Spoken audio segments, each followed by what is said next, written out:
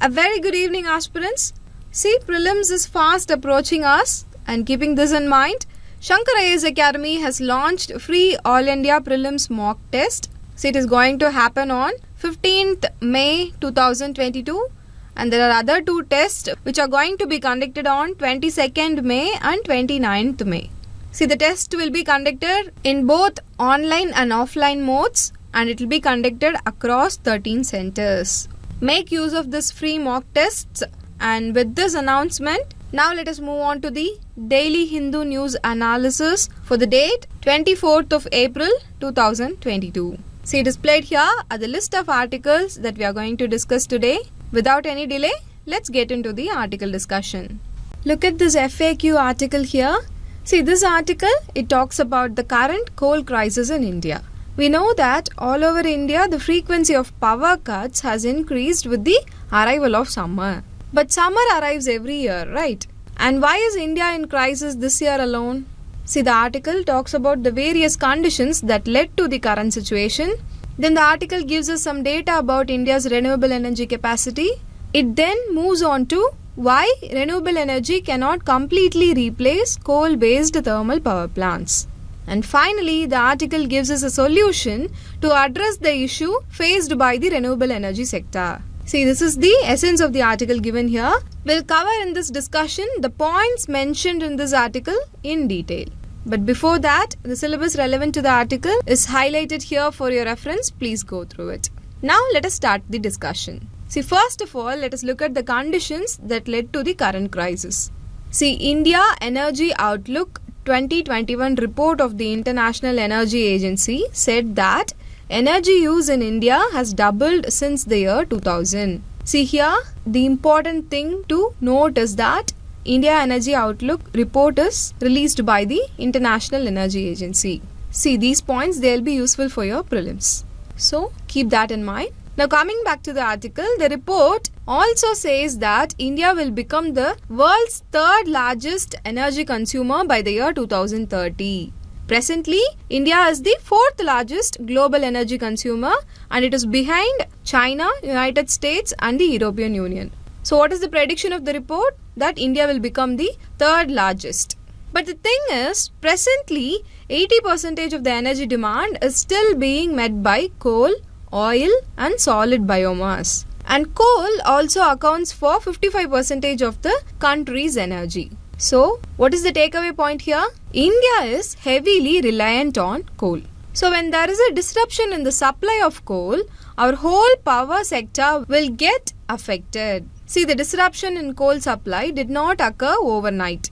It all started with the COVID pandemic. Everything started with COVID pandemic, right? See, the pandemic-related lockdown halted or stopped the mining operations. This prevented stocking up of coal. Stocking up means storing it for future. See, after the pandemic, the restrictions were relaxed.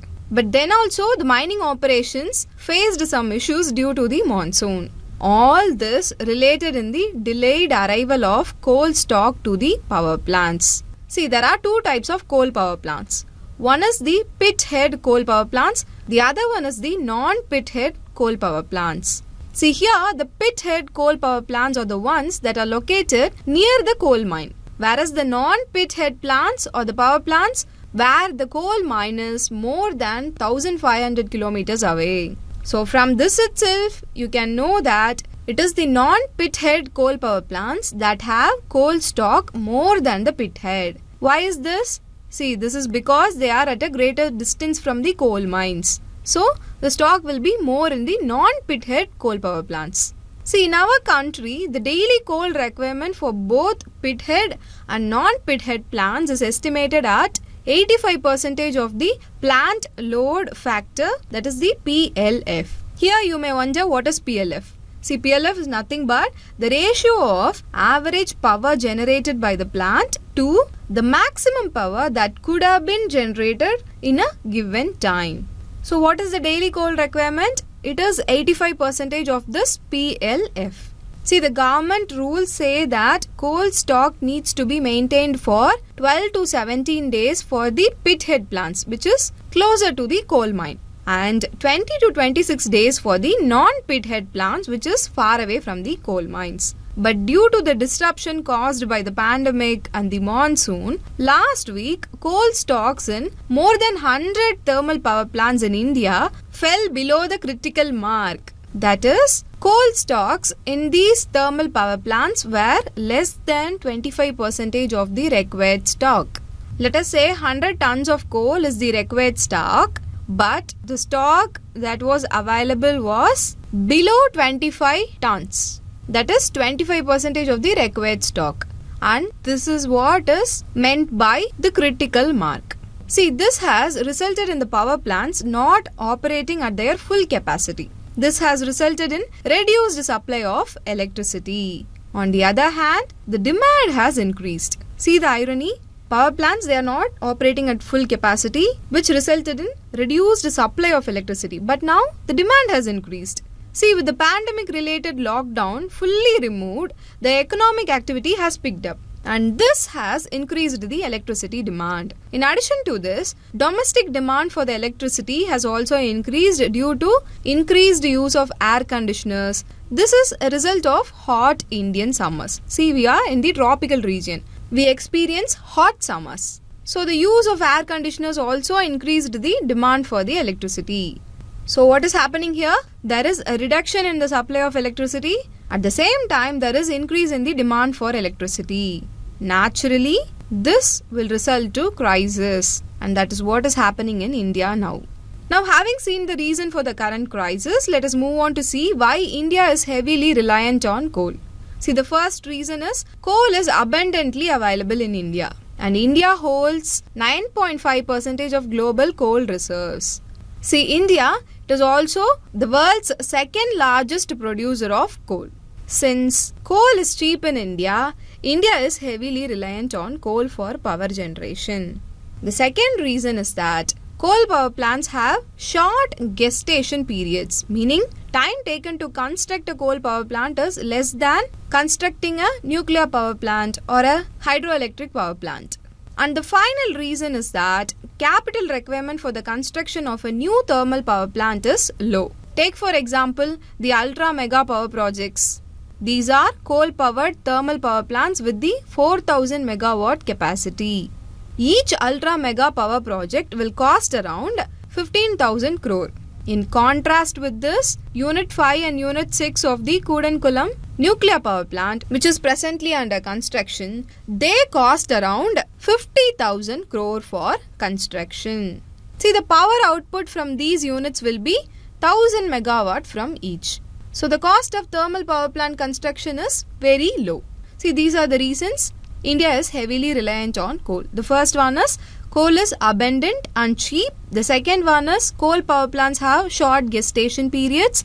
And the final reason is that capital requirement is low for constructing a thermal power plant when compared to nuclear or hydroelectric power plants. And having seen this, now let us see what is India's position in terms of renewable mode of power production. See, India currently has a total of 152.90 gigawatt of renewable energy capacity as per the government figures. This includes 50.78 gigawatt from the solar power, 40.13 gigawatt from the wind power, 10.63 gigawatt from the biopower, 4.48 gigawatt from the small hydel power, and 46.52 gigawatt from the large hydel power. In addition to this, the Ministry of New and Renewable Energy aspires to install 500 gigawatt of electricity capacity from non-fossil fuel sources by the year 2030. And this is regarding the installed capacity. Now, what is the contribution of renewable energy in terms of total power generation? See, this figure you can use it in your mains answer.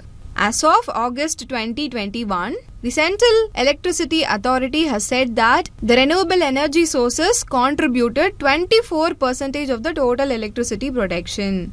And also, the Central Electricity Authority estimates that by the year 2029 to 2030, the share of the renewable energy in the gross electricity generation is expected to be around 40%. Now, this is about the India's position in terms of renewable mode of power production. And with this information about the renewable mode of power production, Let us move on to see the challenges associated with the renewable energy sector. See, renewable energy, mainly solar and wind power, they are highly variable. Variable meaning the production of solar and wind energy is not constant at all. In case of solar, the variability is temporal, that is time related. See, we all know the production of solar energy is high during the noon time and is negligible before sunrise and after sunset. In case of wind energy, the variability is spatial. Spatial meaning only some places have the potential to produce wind energy. In case of India, wind energy production is concentrated mainly in Tamil Nadu and Gujarat. In addition to this, wind energy production varies with season also. See, wind energy production reaches the peak during monsoon season and it slows down during winter and summer season. And this is the first issue or the first challenge with the renewable energy. But take coal power plants here, they do not have this issue, right? See, if the coal power plant is running, it can produce electricity any time of the day and any day of the year. And that's the first challenge. See, the second major challenge is renewable energy production. It cannot be increased based on the power demand, right? When the power demand increases, the coal power plants can increase the production to match the demand. See, this cannot be done with the solar and wind power. Because when it comes to solar and wind power, the power production is not under the human control. See, we cannot magically increase the wind speed to increase power production from the wind energy, right? So these are the challenges that are associated with the renewable energy sector, and what these challenges say is that use of renewable energy requires a balancing act. See, the balancing act can be achieved by innovation in transmission and storage. First of all, let us see how balancing can be achieved using transmission. Take India for example. India is a large country. Not all areas experience peak power demand at the same time, right? So what can be done here? Wind and solar power in the southern and western India can be used to supply power to the eastern India. And thermal plants in the eastern region can supply power to the south and west areas of the Indian subcontinent. See, this will result in optimum utilization of both the renewable and the thermal power plants. But this requires optimum grid management. And towards that only our government is working. And the next one is balancing can also be done using storage technology. You all know about the duck curve for the solar power, right? See, duck curve is a graphical representation showing the difference between demand and availability of energy throughout the day. See, solar power production is high during the noon when the power requirement is low. So what happens here? During noon, there is an overproduction of solar power. While in the evenings, the electricity demand will be high, but the solar power production will be low. See, this mismatch can be addressed by efficiently storing the excess power produced in the noon time. See, there are lots of innovations in the electricity storage technologies. It includes innovations in lithium-ion batteries, thermal batteries, pumped hydro, stacked block technologies, and energy stored in compressed air. See, when power can be efficiently stored, the demand-supply mismatch can be addressed. Now coming back to the article, how quickly can India move away from the coal? The answer is not very quickly. For India to completely move away from coal, renewable energy production must become cheaper and power storage technology must mature and become affordable. See, our finance minister has said that despite push for renewables, India will require base load capacity of coal-based generation for stability and also for energy security. And that's all about the article discussion. So what all we saw in this discussion? We saw about the conditions that led to the current coal crisis in India. We saw the report India Energy Outlook 2021, which said that India's energy use has doubled since the year 2000. And it also says that by the year 2030, India will become the third largest energy consumer. See, India is heavily reliant on coal, so a little disruption in the supply of coal disrupts the whole power sector. And we saw that pandemic-related lockdown and the monsoon disrupted the mining operations, which resulted in delayed arrival of coal stock to the power plants. And we saw that last week the coal stocks has reduced below the critical mark, which is 25% of the required stock. This resulted in reduced supply of electricity. On the other hand, the demand has increased. Why the demand has increased? Because of the pickup in the economic activity and increase in the domestic demand. And what is this domestic demand? Increased use of air conditioners as a result of hot Indian summers. And we saw why India is heavily reliant on coal. The first reason is that coal is abundantly available in India and it is cheap. The second reason is coal power plants have short gestation period, which means it takes less time to construct a coal power plant. The final reason is that capital requirement for construction of a new thermal power plant is low when compared to nuclear and hydroelectric power plants. And we saw India's position in terms of renewable mode of production. India currently has a total of 152.90 gigawatt of renewable energy capacity as per the government figures. It includes power from solar, wind, biopower, small hydel and the large hydel. See, India aspires to install 500 gigawatt of electricity from the non-fossil fuel sources by the year 2030. And we saw that as per the Central Electricity Authority, renewable energy contributed 24% of the total electricity production, and it is estimated that by the year 2030, the share will increase to 40%. And after that, we saw the challenges associated with the renewable energy sector. See, the solar and wind power are highly variable. In case of solar, the variability is temporal, that it is time related. The production will be higher in the noon and it is negligible before sunrise and after sunset. In case of wind energy, the variability is spatial and seasonal. And the second challenge is that renewable energy production cannot be increased based on the power demand because it is not under human control, right? And after that, we saw the balancing act in terms of transmission and storage. Transmission in the sense, see, wind and solar power is extensively available in the southern and western region. So this can be used in the eastern part, and the thermal plants in the eastern region can supply power to the south and west. This is about the transmission. And after that, we saw balancing with the storage technology. See, this helps address the supply-demand mismatch. And we saw about the duck curve, which is the graphical representation showing the difference between the demand and availability of energy through the day. So when the energy is available, it is converted into power and it is stored in different technologies. We saw some of the innovations, which includes lithium-ion batteries, thermal batteries, stacked block technologies, energy stored in compressed air. And we finally ended our discussion by concluding that for India to move completely away from coal, energy, renewable energy production must become cheaper and power storage technology must mature and become affordable. With these points in mind, now let us move on to the next article discussion. See this news article here. See, it mentions that India is hosting an intelligence conference today. See, this is planned ahead of Raisina Dialogue 2022. Just briefly know that Raisina Dialogue is India's premier conference on geopolitics and geoeconomics. See, we'll know more about the Raisina Dialogue when it happens in the coming days. Now let us know about the Intelligence Conference. First, know that it is a conference of intelligence agencies' top officials. So, it will include intelligence chiefs, heads and deputy heads of the top intelligence and security organizations of various countries, including India. See, the conference will be headed by India's National Security Advisor, Mr. Ajit Doval. So, what is the purpose behind it? See, it is to deliberate on critical security challenges and geopolitical challenges. Note that this is the India's first such conference, that is the first intelligence conference, and it will be held in New Delhi like the Raisina Dialogue. So who is the organizer of such intelligence conference? It should be India's intelligence agency, right? Well, if you think that, you are right. It is the Research and Analysis Wing, that is the RAW.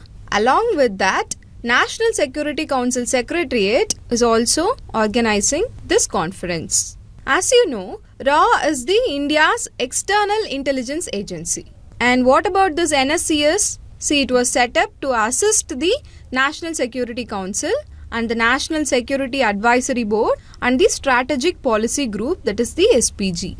So one of its tasks is to prepare papers for the consideration of NSC, that is the National Security Council, and SPG, that is the Strategic Policy Group. So it is stipulated that all ministries and departments shall consult NSCS, that is the Council Secretariat, on matters having a bearing on national security. But know that only in the year 2002, NSCS was formally designated as special unit under the direct charge of NSA in the Prime Minister's office. So now, this National Security Council Secretariat reports to the National Security Advisor. Now coming to the Intelligence Conference, according to the article, the conference is modelled on the lines of two other international dialogues. The first one is the annual Munich Security Conference, that is the MSC. See, MSC was started in 1963. MSC is the world's leading forum for debating international security policy. See, MSC has transatlantic and European roots, but today it is a venue for diplomatic initiatives to address the world's most pressing security concerns. So, this is one dialogue. What is the other one? The other one is the Shangri-La dialogue. See, this dialogue has similarities with the Munich Security Conference. This Shangri-La dialogue began in the year 2002. It is a Track 1 Intergovernmental Security Forum. Now, you may wonder, what is Track 1? See, Track 1 is a type of diplomacy and it is the official governmental diplomacy. The dialogue is held by an independent think tank called the International Institute for Strategic Studies along with the government of Singapore. See, it facilitates the engagement of key defense officials from the Asia-Pacific region. The dialogue also has early meetings which is reviewed as a perfect platform for defense diplomacy. So, it is Asia's premier forum on defense and regional security issues. So, this intelligence conference, it is modelled on the lines of two international dialogues. We saw those two. The first one is Munich Security Conference. It is the forum for debating international security policy. The second one is Shangri-La Dialogue. It is a forum for defense diplomacy and it is Asia's premier forum on defense and regional security issues. So, the intelligence conference is based on these two dialogues. Now, let us see the participants of the New Delhi Intelligence Conference. See, more than 20 countries and their allies are participating. There are many Asian and European countries also. So, it is expected that officials from Australia, Germany, Israel, Singapore, Japan and New Zealand will participate. But as per the article, USA and Canada were expected to participate, but now they are not participating. Since USA is not participating, two other distinct conferences will also not happen. What are those two? The first one is Quad Intelligence Conference. See, why it will not happen? We all know Quad includes India, Australia, Japan and USA, right? Since USA is not participating, the Quad Intelligence Conference will not happen. Now the second one is Five Eyes Alliance. See, it will also not happen. Let us see first what is this Five Eyes. See, it is also an intelligence sharing alliance. It includes USA, UK, Australia, Canada and New Zealand. It evolved during Cold War as a mechanism for monitoring the Soviet Union and also for sharing classified intelligence. Here, the alliance members are engaged in the ocean surveillance, covert action, human intelligence collection and counterintelligence. See, it is often described as the world's most successful alliance. But it will also not happen since USA and Canada are not participating. So with this basic understanding, now let us see what are the expected outcomes of the intelligence conference. First of all, it will develop a plan to make connections between the intelligence and the security agencies. And secondly, it will enable interactions between the specialists or experts and their opinions in the intelligence operations. And thirdly, Russia-Ukraine war will be discussed. And who knows, a common action plan could also be developed on how to handle the impacts of war and measures to be taken. See, these are the expected outcomes of the intelligence conference. To know what exactly happened, we have to wait until tomorrow since the conference has happened today. So with this, we have come to the end of the discussion. What all we saw? We saw about the intelligence conference and it is happening in New Delhi. And we saw a little bit about the organizing agencies. And we moved on to see about the two international dialogues based on which this intelligence conference is modeled. The first one is Munich Security Conference. The second one is Shangri-La Dialogue. See, both are about the security and defense policies. And we saw about the participants of the New Delhi Intelligence Conference. It includes more than 20 countries and their allies. Some of the prominent countries that are expected to participate are Australia, Germany, Israel, Singapore, Japan and New Zealand. And we saw what other conferences will not happen. That is the Quad Intelligence Conference and the Five Eyes Alliance. See here, it is important to know who are all the members of these alliances. Quad includes India, Australia, Japan, USA. And Five Eyes Alliance include USA, UK, Australia, Canada and New Zealand. It will be useful for prelims. And finally, we ended our discussion by seeing the expected outcomes of the intelligence conference, that is, connections between intelligence and security agencies, interactions between specialists and their opinions in intelligence operations, and about Russia-Ukraine war and a common action plan on how to handle the impacts of war. And with these points in mind, now let us move on to the next article discussion. See this news article here. It mentions that Indian Institute of Horticulture Research has developed a vertical model of cultivation. See, this model, which is called as the vertical farming, is used in polyhouse farming. So, let us know about vertical farming and polyhouse farming. First, know that a polyhouse is a type of greenhouse. So, what is a greenhouse? It is a framed or covered structure with a transparent or translucent material. And this structure permits ample sunlight for crop production, and it has provisions for at least partial control of plant environment. See, this sunlight is absorbed by the crop and it is also absorbed by the equipment, structure and the floor. And these objects in turn emit the thermal radiation, which is only partially transmitted out of the greenhouse. And as a result of this, a part of solar energy is continuously retained in the greenhouse structure. And this leads to a temperature increase. This natural temperature rise in the greenhouse is utilized during winters to grow crops with or without the supplementary heat. See, this greenhouse structure is the green structure that you see in various areas. And as we saw, this green structure provides heat or the essential temperature for the crops. See, in the night times, carbon dioxide rich air is trapped inside the structure, which improves the photosynthetic activity during the early hours of the day. And also, air humidity in the greenhouse can be increased or lowered. See, favorable light conditions for crops could be provided by adding supplementary lighting and shading systems. And all these helps in partial control of the plant environment that we are growing inside. And also note that plants or crops could be grown on beds or in pots and can be irrigated by micro irrigation systems. See, all these enables a protected cultivation, and even in off season, produces can be grown. See, it provides profit, as in greenhouse there is more production per unit area in comparison to open field cultivation. And this is about the greenhouse structure. Now let's see about a polyhouse. See, when the greenhouse uses polyethylene to cover the roof and sides of the building, it is called a polyhouse. So, polyhouse is a framed structure made of polythene. See, polyethylene, it is a clear material, right? So, it helps to let the natural light inside the structure, and this helps in reducing the need for artificial light and creates natural heat inside the structure. And this allows plants to continue growing even when it is cold outside. See, polyethylene films that are used in the structure are normally UV stabilized and they are 200 micron thick. But also remember that a polyhouse is typically smaller than a greenhouse. So it is a type of indoor farming. See, many prefer polyhouses because it costs less to build. It also has same benefits that of a greenhouse, which are it limits pest, it provides air-round growing, it provides bigger yields, and it makes it easier to be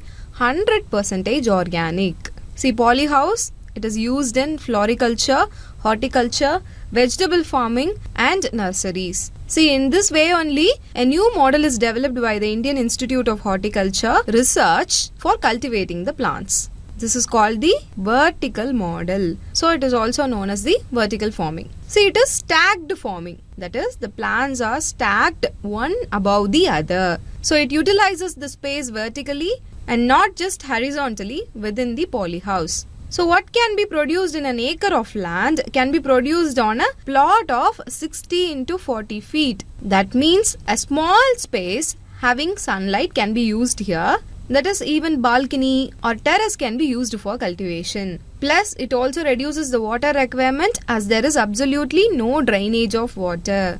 But here, if you think stacked means all the plants will not get same light, then don't worry. This problem is solved by researchers as they have found the proper angle that could ensure the spread of equal sunlight for all plants. And with this understanding, now let us see some of the benefits. See, mainly in an urban setting, we lack space. And this problem is solved in the vertical forming as it decreases the space demand. Plus, it further increases the yield per square feet by nearly 5 to 6 fold than a normal polyhouse. That means it will enable farmers to earn more in a small portion of an acre. And with this we have come to the end. Now let us have a quick recap. See, we saw about the greenhouse structure, which is a framed or covered structure with transparent or translucent material. What is happening here? The sunlight is absorbed by the crop, equipment, structure, floor, and it is only partially transmitted out of the greenhouse. So this leads to temperature increase, and this natural temperature rise is utilized during winters to grow crops with or without the supplementary heat. And after that, we saw about the polyhouse, which is greenhouse which uses polyethylene to cover the roof and sides of the building. See, this structure, it reduces the need for the artificial light and creates natural heat inside the structure. And the polyethylene films used are normally UV stabilized and they are 200 micron thick. And we saw that it is used in floriculture, horticulture, vegetable farming and nurseries. And one such model is vertical model, in which plants are stacked one above the other. And finally, we ended our discussion by seeing some of the benefits, which is it decreases the space demand and it enables the farmers to earn more in a small portion of land. And with these points in mind, now let us move on to the next article discussion. Let us take up this next article. See, as the name suggests, it talks about a research innovation which uses banana peel to generate energy. See, first of all, know that the research was conducted by Swiss Federal Institute of Technology and they used banana peel to produce biogas. See, biogas is an energy-rich gas and a first-generation biofuel. It is a renewable fuel and it is produced by the breakdown of organic matter such as food scraps and animal waste. So how is this biogas produced? See, it is produced by anaerobic decomposition or thermochemical conversion of biomass. Anaerobic decomposition of biomass is a biochemical conversion. In this, the anaerobic bacteria plays the role. See, they occur naturally in soils, water bodies, etc. These bacteria live without the presence of free oxygen. They eat and break down or digest the biomass and they produce the biogas. See, biogas can also be produced under controlled conditions in special tanks called the anaerobic digesters. So, this is about the anaerobic decomposition of biomass. The next one is thermochemical conversion. See, a thermal decomposition of organic matter happens here. This produces either heat energy or fuel, oil or gas. This method is useful for waste containing high percentage of organic, non-biodegradable matter and low moisture content. So, if waste contains high percentage of non-biodegradable matter and low moisture content, then biogas is produced through thermochemical conversion. See, through different processes like pyrolysis and gasification, this conversion can be achieved. First of all, let us see about the gasification. It uses high temperature of about 500 to 1800 degrees Celsius in the presence of limited amounts of oxygen to decompose materials to produce the synthetic gas, that is syngas. See, syngas is a mixture of carbon monoxide, CO and hydrogen, H2. So, this is one method, gasification. On the other hand, pyrolysis. See, it uses heat to break down combustible materials in the absence of oxygen.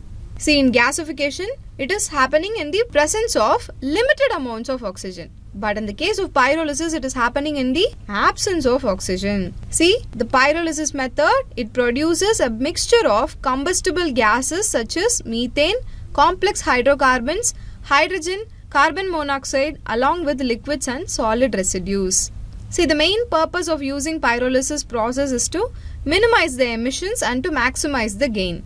And with this basics, now let us come to the research.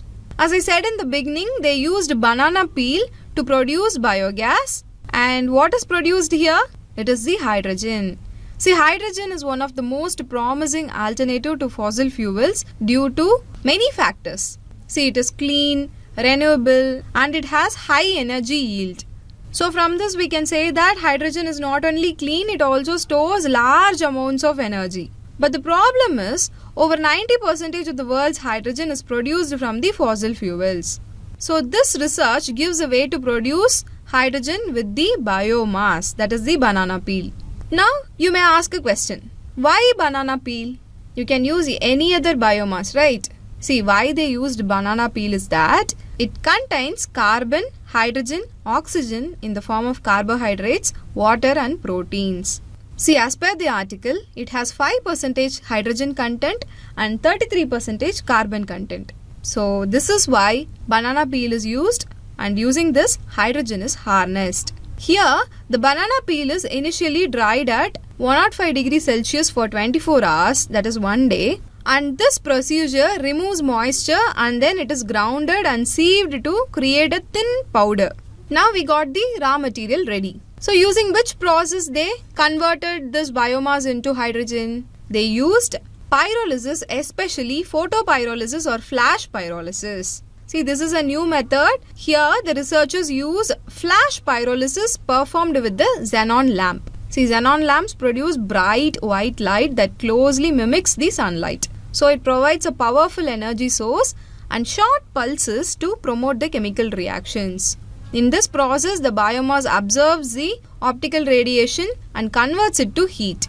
Here what happens is that the temperature of molecules reach over 1000 degrees Celsius for a few milliseconds and it creates a photothermal reaction. Here, a total of 15 milliseconds of irradiation is enough to decompose a kilogram of banana peel powder. See, this reaction, or in other words decomposition, triggers an immediate conversion of the biomass into syngas. See, we previously saw that syngas is a mixture of carbon monoxide and hydrogen. So, hydrogen is finally harnessed, right? See, overall, it liberates 100 liters of hydrogen gas from a kilogram of banana peel. And along with this, carbon monoxide, some light hydrocarbons and solid biochar is also produced. Therefore, the result of the process, that is the end products, are hydrogen and solid biochar. See, they both are valuable. Hydrogen can be used as green fuel and biochar can be used as fertilizer and in the manufacture of conductive electrodes. See, that's all about the article here. See, when it comes to prelims, trend has been changing over the period of time. You may expect a lot of science questions in the coming years. So, there will be a statement where it says that biomass can be converted into hydrogen instead of using fossil fuels. And at that time, you should not be confused that fossil fuels are only used to produce hydrogen gas. At times, biomass can also be used to produce the hydrogen gas. Be clear with that. And now let's have a quick recap. We saw how biogas can be produced. It is by anaerobic decomposition or thermochemical conversion of biomass. In anaerobic decomposition, anaerobic bacteria plays the role. They eat and break down the biomass and they produce biogas. In the thermochemical conversion, a thermal decomposition of organic matter happens. That is, heat energy is used. See, this is used when waste contains high percentage of organic non-biodegradable matter and low moisture content. And after that, we saw two processes of the thermochemical conversion, which is pyrolysis and gasification. See, gasification takes place in the presence of limited amount of oxygen and it uses high temperatures of 500 to 1800 degrees Celsius and it produces synthetic gas, syngas, which is a mixture of carbon monoxide and hydrogen. And after that, we saw the pyrolysis, which uses heat to break down the combustible materials, and it takes place in the absence of oxygen. It produces a mixture of methane, complex hydrocarbons, hydrogen and carbon monoxide along with solid residues. And after that, we saw about the research, and we saw why banana peel is used, because it contains carbon, hydrogen and oxygen in the form of carbohydrates, water and proteins. As per the article, it contains 5% hydrogen and 33% carbon content. See, the method that is used to produce hydrogen from the banana peel is photopyrolysis or flash pyrolysis. We saw that it liberates 100 liters of hydrogen gas from a kilogram of banana peel using this photopyrolysis. And we saw that it is performed with a xenon lamp. See, xenon lamp produces bright white light that mimics sunlight. So it provides powerful energy source and it promotes chemical reactions. And finally, we ended our discussion by seeing the end products, which is the hydrogen and the solid biochar, which can be used as green fuel, fertilizer and in the manufacturing of conductive electrodes. And with these points in mind, now let us move on to the next part of our discussion, that is the practice prelims question discussion. Today we have 3 prelims questions and one of them is a quiz question for you. Now let us start discussing the prelims questions. The first question, consider the following: 5 Eyes Alliance, Club de Berne, Talanoa Dialogue, Maximator Alliance, Shangri-La Dialogue. Which of the above setup or forums are focused on intelligence and security?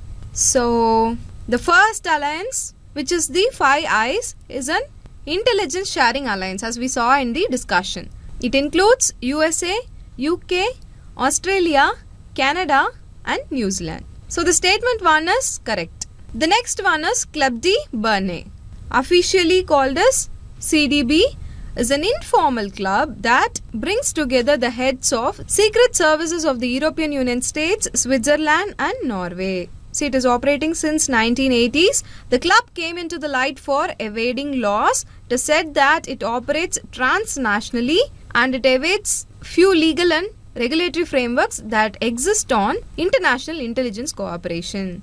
It also exchanges information with the FBI, CIA and Israeli Foreign Intelligence Service Mossad. So, the statement 2 is also correct. See, the Club de Berne is also an intelligence and security forum. Now, the third one, see here, the Talanoa Dialogue is a process designed to help countries implement and enhance their nationally determined contributions by the year 2020. And this dialogue was mandated by the parties to the United Nations Framework Convention for Climate Change to take stock of the collective global efforts to reduce the emissions of greenhouse gases, and this is in lines with the goals of the Paris Agreement. So this is an odd one out in the group actually, because Talanoa Dialogue is about implementing the nationally determined contributions by the year 2020. So far we found one which is not a security and intelligence forum. Now moving on to the next one, which is the Maximator Alliance. See, it is a signals intelligence cooperation, that is SIGINT. It means as the intelligence derived from the electronic signals and systems used by the foreign targets such as communication systems, radars, etc. And know that the 5 Eyes is the SIGINT cooperation between 5 Anglo-Saxon countries, and similarly Maximator is between 5 Northwestern Europe countries. It has existed since 1976 and it comprises of Denmark, France, Germany, Sweden and Netherlands, and it is still active today. And the last one is Shangri-La Dialogue, which we saw in the discussion itself, and based on the Shangri-La and the Munich Security Cooperation only, the intelligence conference was modelled. So it shows that Shangri-La Dialogue is also about security and intelligence. So what is the odd one out here? It is the Talanoa Dialogue. So the correct option here is option D, 1, 2, 4 and 5 only.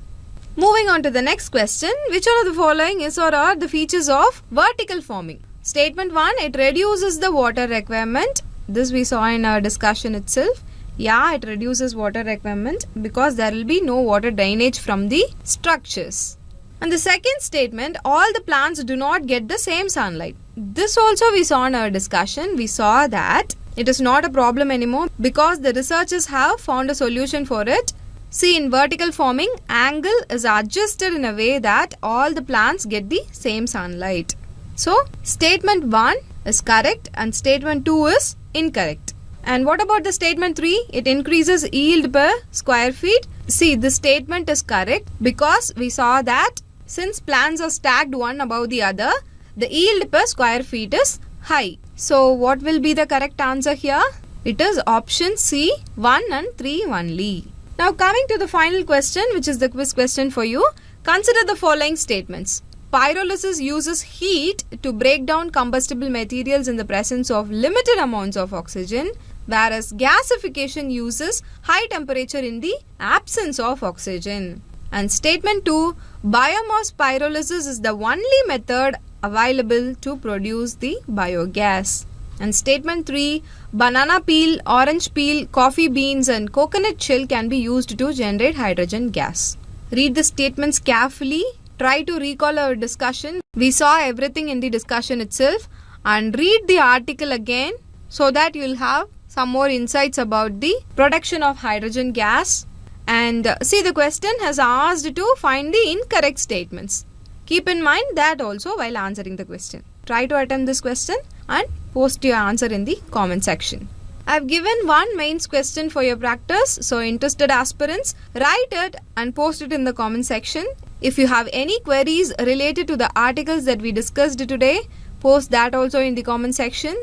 And with this, we have come to the end. If you find the video useful, like, share and comment, and do subscribe to Shankar IAS Academy's YouTube channel for further updates. Thank you.